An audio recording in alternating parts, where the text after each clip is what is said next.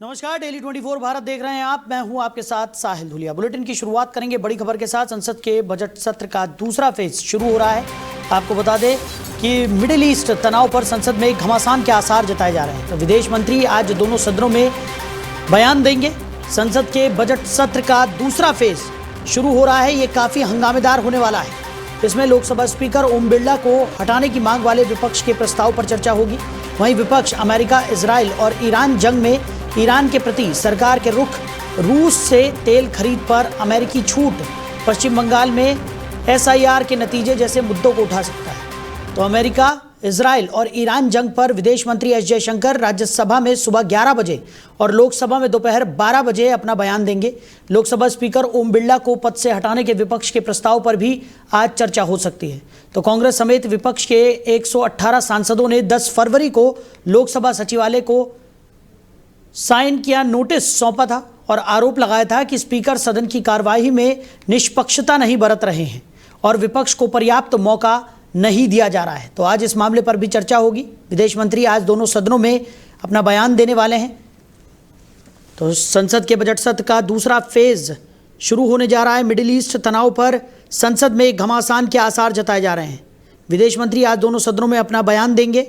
वहीं दूसरी तरफ ओम बिरला को लेकर भी सदन में हंगामा होने के आसार जताए जा सकते हैं, क्योंकि इससे पहले भी देखने को मिला था कि विपक्ष की तरफ से लगातार ये कहा जा रहा था कि ओम बिरला निष्पक्षता के साथ सदन की कार्रवाई का संचालन नहीं कर रहे हैं और विपक्ष को मौका नहीं दे रहे हैं। तो आज विदेश मंत्री दोनों सदनों में अपना बयान देंगे। संसद के बजट सत्र का दूसरा फेज आज से शुरू होने जा रहा है। मिडिल ईस्ट तनाव पर संसद में घमासान के आसार जताए जा रहे हैं। तो विदेश मंत्री आज दोनों सदनों में अपना बयान देंगे। मिडिल ईस्ट तनाव पर संसद में घमासान के आसार जताए जा रहे हैं। संसद के बजट सत्र का दूसरा फेज शुरू हो रहा है। तो मिडिल ईस्ट तनाव पर संसद में घमासान के आसार यहां पर जताए जा रहे हैं। वहीं ओम बिरला को लेकर भी सदन में हंगामा होने के आसार हैं। तो मिडिल ईस्ट तनाव पर संसद में घमासान हो सकता है। संसद के बजट सत्र का दूसरा फेज आज से शुरू हो रहा है और इसी खबर पर ज़्यादा चर्चा के लिए अमित तिवारी जी, राजनीतिक विश्लेषक हैं, वो हमारे साथ जुड़ गए हैं। अमित जी, बहुत स्वागत है आपका। धन्यवाद। नमस्कार आपके दर्शकों को। अमित जी, संसद में बजट सत्र का दूसरा फेज आज से शुरू हो रहा है और सबसे जो अहम मुद्दा माना जा रहा है, जिसको लेकर हंगामे के पूरे आसार हैं, वो है मिडिल ईस्ट में जिस तरीके का तनाव इस वक्त है और इस तनाव पर घमासान के आसार आज नजर आ रहे हैं। विदेश मंत्री भी आज दोनों सदनों में अपना बयान देंगे। कैसे देख रहे हैं?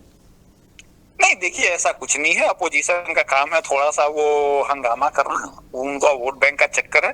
लेकिन अपोजिशन ये भूल जाता है कि वो थोड़े से के चक्कर में 1 करोड़ लोगों की जान खतरे में डाल रहा है। जबकि अब अगर ऐसी कोई गलती करेंगे तो पता लगेगा कि फिर वो अभी साथ ही बैठे हैं वो पूरे कांग्रेस की कच्चा चिट्ठा खोलने के लिए। तो मुझे नहीं लगता अपोजिशन इस बार इस तरीके की कोई गलती करेगा कि अपना सर निकालने के चक्कर में दूसरे का वो इनके पूरे कपड़े उतर जाए।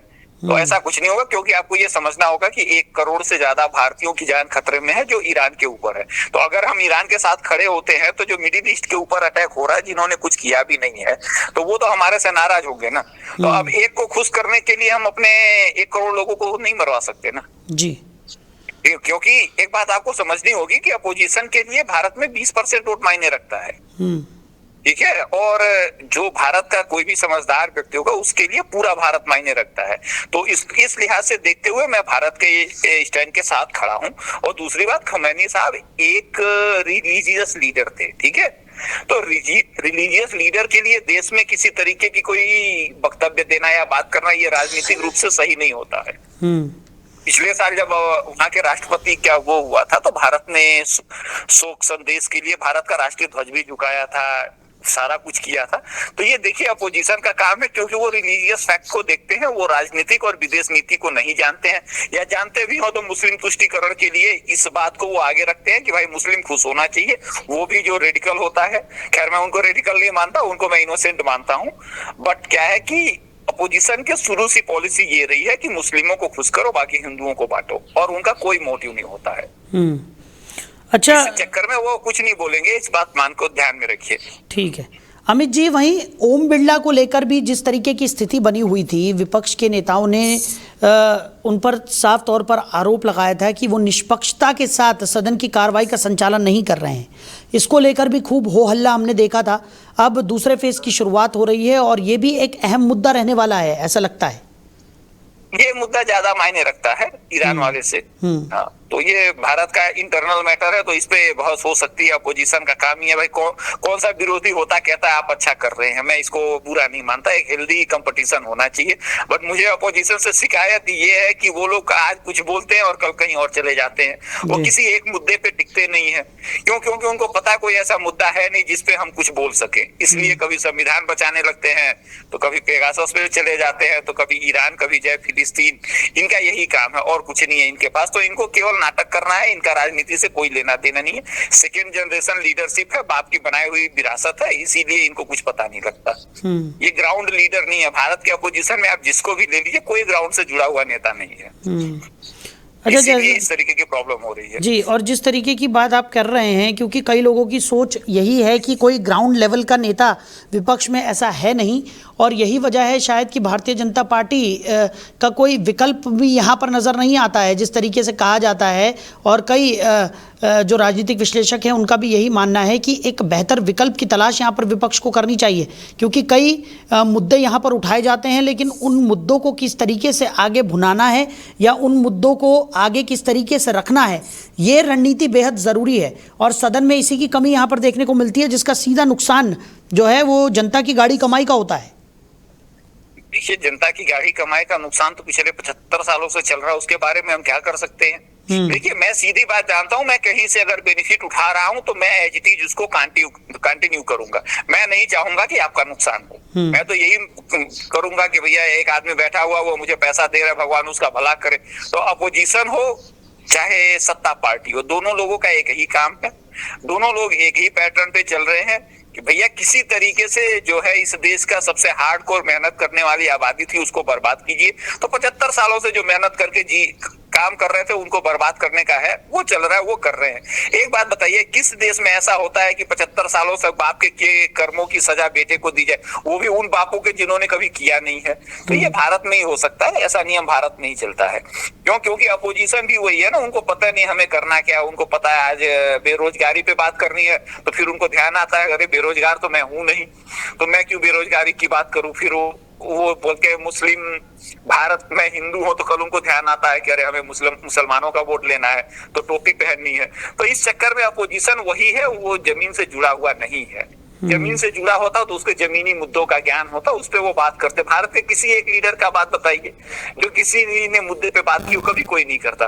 कभी पेगासस ले आएंगे, कभी राफेल ले आएंगे, तो कभी ओम बिरला जी को ले आएंगे। अरे भाई, तुमने बात करनी है तो बेरोजगारी पे कीजिए, तमाम भर्तियां रुकी हुई है उस पे कीजिए, तमाम ऐसे सरकार के फाइनेंस को लेके सिस्टम है उस पे बात करिए, उस पे कोई बात नहीं करता। इनको बात वो करनी जिससे भारतीय जनता पार्टी का फायदा हो, और उसके लिए मैं राहुल गांधी को मानता हूं, क्योंकि राहुल गांधी की सोच है जैसे ही विपक्ष खत्म हो जाएगा वैसे भाजपा और कांग्रेस बनेगी, फिर वो अमेरिका की तरह से पहले 2 साल तुम कर लो, 2 साल हम करेंगे।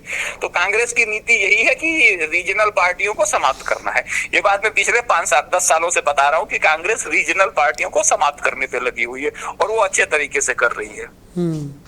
चलिए अमित जी, अपोजिशन में जो नए लीडर हैं, अखिलेश यादव, उनको पता नहीं ग्राउंड क्या होता है। तेजस्वी यादव, उनको पता नहीं ग्राउंड क्या होता है। आप बंगाल चले जाइए, ममता बनर्जी 0 से लड़ रही हैं, वो अभिषेक बनर्जी को कुछ पता नहीं है। उदय स्टालिन जो है उनको कुछ पता नहीं है। अब मीडिया वाले तो महाराष्ट्र वाले को पप्पू बना ही दिए हैं। तो आप बताइए उसके बाद अपोजिशन बचा कहाँ।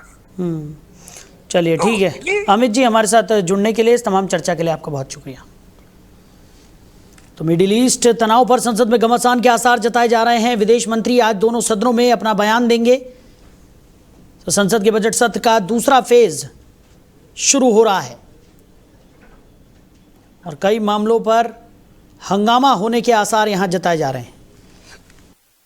चलिए आगे बढ़ते, रुक करते हैं अगली बड़ी खबर का। ईरान ने अपना नया सुप्रीम लीडर चुन लिया है। खामेनेई के बेटे मोज्तबा को नया सुप्रीम लीडर बनाया गया है। मोज्तबा संभालेंगे ईरान का सबसे शक्तिशाली पद। बड़ी खबर आपको बता रहे हैं, ईरान के दिवंगत supreme leader Ayatollah Ali Khamenei के उत्तराधिकारी के रूप में उनके बेटे मोज्तबा खामेनेई का चुनाव किया गया है। मोज्तबा खामेनेई ईरान के नए सुप्रीम लीडर चुन लिए गए हैं। पहले से ही कयास लगाए जा रहे थे कि मोज्तबा खामेनेई को ही सर्वोच्च नेता की कुर्सी दी जाएगी। अब कई बैठकों के बाद उनके नाम पर मुहर लग गई है। मोज्तबा खामेनेई की नियुक्ति ऐसे समय पर हुई है जब ईरान के नेताओं के बीच मतभेद की खबरें सामने आ रही थी और देश को असेंबली ऑफ एक्सपर्ट्स के फैसले का इंतजार था। यही धार्मिक नेताओं का समूह ईरान के सर्वोच्च नेता का चुनाव करता है। सरकारी टीवी ने असेंबली का बयान पढ़ते हुए कहा कि मोज्तबा खामेनेई को मजबूत समर्थन के साथ चुना गया है और लोगों से उनके नेतृत्व में एकजुट रहने की अपील भी की गई है। इसके साथ ही तेहरान के कुछ इलाकों में लोगों के जश्न मनाने की तस्वीरें भी दिखाई गई हैं। ईरान ने अपना नया सुप्रीम लीडर चुन लिया है। खामेनेई के बेटे मोज्तबा को नया सुप्रीम लीडर बनाया गया है। मोज्तबा ईरान का सबसे शक्तिशाली पद संभालेंगे। बड़ी खबर आपको बता रहे हैं। तो खामेनेई की मौत के बाद से लगातार यही सवाल उठ रहा था कि अब अगला सुप्रीम लीडर कौन होगा। हालांकि मोज्तबा के नाम को लेकर पहले से ही चर्चाओं का बाजार गर्म था और अब यह खबर निकलकर सामने आ रही है कि ईरान ने अपना नया सुप्रीम लीडर चुन लिया है। खामेनेई के बेटे मोज्तबा ही अब ईरान का सबसे शक्तिशाली पद संभालेंगे, यानी ईरान के नए सुप्रीम लीडर होंगे खामेनेई के बेटे मोज्तबा खामेनेई। वहीं ईरान इजराइल युद्ध के कारण मिडिल ईस्ट में फैले तनाव का असर क्रूड ऑयल पर पड़ रहा है। कच्चे तेल की कीमत $100 प्रति बैरल पार कर गई है। अंतर्राष्ट्रीय बाजार में क्रूड ऑयल की कीमत 3.5 साल बाद पहली बार $100 प्रति बैरल के पार पहुंच गई है। युद्ध के चलते प्रोडक्शन और शिपिंग प्रभावित होने से आपूर्ति को लेकर चिंताएं बढ़ गई हैं। वहीं अब डर है कि भारत में एलपीजी के बाद पेट्रोल डीजल की कीमतें भी बढ़ सकती हैं। तो अंतर्राष्ट्रीय मानक ब्रेट क्रूड की कीमत ट्रेडिंग शुरू होने के कुछ ही समय बाद $100 प्रति बैरल के पार पहुंच गई। सुबह 7:20 पर यह करीब $110 प्रति बैरल पर थी। शुक्रवार को तेल का भाव $92.69 पर बंद हुआ था। ऐसे में इसमें करीब 19% का उछाल दर्ज किया गया है। यानी अब ये संकेत मिल रहे हैं कि भारत में एलपीजी के बाद पेट्रोल और डीजल के दामों में भी इजाफा किया जा सकता है। तो $100 प्रति बैरल के पार क्रूड ऑयल की कीमत पहुंच गई है। ईरान युद्ध से तेल बाजार में उथल पुथल देखने को मिल रही है। कच्चे तेल की कीमतों में उछाल देखने को मिला है। $100 प्रति बैरल के पार दाम पहुंच गए हैं। तो ईरान युद्ध से तेल बाजार में हड़कंप मचा हुआ है, उथल पुथल देखने को मिल रही है। कच्चे तेल की कीमतों में उछाल दर्ज किया गया है, जिसका सीधा असर भारत पर भी पड़ने की आशंका जताई जा रही है। जहां एक तरफ एलपीजी के दामों में वृद्धि की गई थी, तो अब ऐसे कयास लगाए जा रहे हैं कि पेट्रोल और डीजल के दामों में भी वृद्धि हो सकती है। वहीं अमेरिका, इजराइल और ईरान जंग का आज 10वां दिन है। इस जंग में अब तक 1700 से ज़्यादा लोग मारे जा चुके हैं, जबकि हज़ारों लोग घायल बताए जा रहे हैं। लोग अपना घर छोड़कर सुरक्षित जगहों पर शरण लेने को मजबूर हैं। ईरान और इजराइल लगातार एक दूसरे के सैन्य ठिकानों के साथ साथ सिविलियन इलाकों को भी निशाना बना रहे हैं। इस वजह से आम लोगों को जान माल का भारी नुकसान हो रहा है। वहीं दूसरी तरफ इजराइल लेबनान में भी ईरान समर्थक ग्रुप हिजबुल्लाह के खिलाफ हमले कर रहा है। तो युद्ध की तबाही और डर के बीच आम नागरिकों की जिंदगी कैसे प्रभावित हो रही है, ये साफ तौर पर देखा जा सकता है। तो ईरान जंग का 10वां दिन है और अब तक खबर है कि 1700 से ज़्यादा लोगों की मौत इस जंग की वजह से हो गई है। हज़ारों लोग घायल हुए हैं और स्थितियां अब भी बद से बदतर नज़र आ रही हैं। दोनों ही तरफ से हमलों की भी खबरें हैं। जिस तरीके का ये संघर्ष चल रहा है, उससे साफ तौर पर जाहिर है कि जान माल का बहुत ज़्यादा नुकसान यहाँ पर हुआ है और अभी फ़िलहाल ये संघर्ष की स्थिति थमती हुई नज़र नहीं आ रही। वहीं पश्चिम एशिया में जारी ईरान युद्ध के बीच अमेरिका को एक और बड़ा झटका लगा है। हमले में घायल हुए एक अमेरिकी सैनिक की मौत हो गई है। इसके साथ ही इस युद्ध में मारे गए अमेरिकी सैनिकों की संख्या बढ़कर 7 हो गई है। अमेरिकी सैन्य कमान, अमेरिकी सेंट्रल कमांड ने बताया कि ये सैनिक 1 मार्च को सऊदी अरब में अमेरिकी सैनिकों पर हुए हमले के दौरान गंभीर रूप से घायल हुए थे। बाद में इलाज के दौरान उसकी मौत हो गई।